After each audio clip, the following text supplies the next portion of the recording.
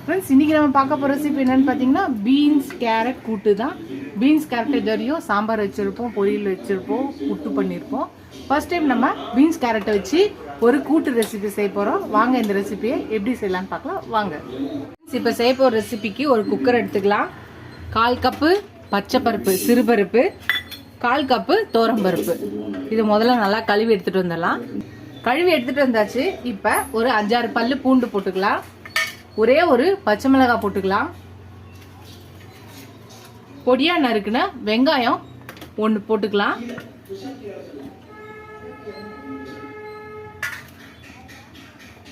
பொடியா நறுக்குன ஒரு 3 தக்காளி போட்டுக்கலாம். அப்புறம் பொடியா நறுக்குன பீன்ஸ் கேரட்டை போட்டுக்கலாம்.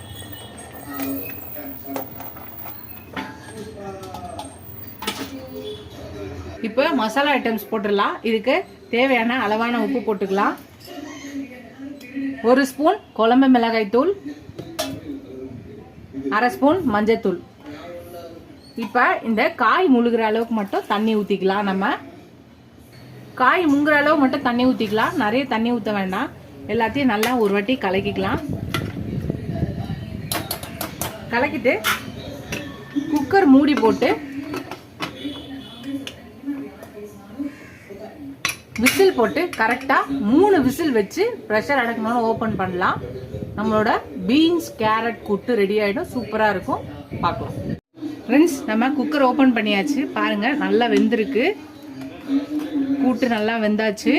இப்போ அடுப்பை வச்சு ஒரு 2 நிமிஷம் மட்டும் அடுப்பில் கொதிக்கிட்டோம். கொதிக்கிறதுக்குள்ளே இதுக்கு ஒரு தாளிப்பு கொடுத்துடலாம்.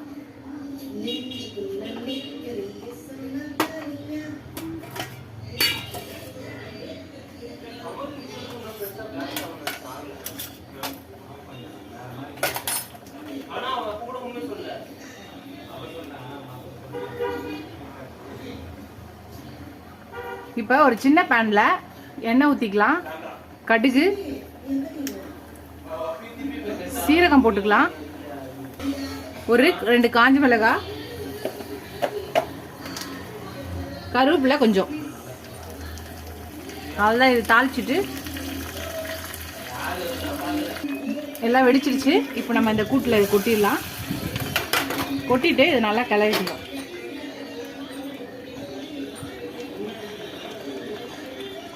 ஃப்ரெண்ட்ஸ், அவ்வளோதான். நம்மளோட பீன்ஸ் கேரட் கூட்டு ரெடி ஆயிடுச்சு. ரொம்ப ஈஸியாக குயிக்காக சிம்பிளான ஒரு பீன்ஸ் கேரட் கூட்டு. எல்லாரும் இதுவரையும் பீன்ஸ் கேரட்டை சாம்பாரில் போட்டிருப்போம், பொரியல் பண்ணியிருப்போம், புட்டு பண்ணியிருப்போம். ஃபர்ஸ்ட் டைம் நம்ம கூட்டு செய்கிறோம்.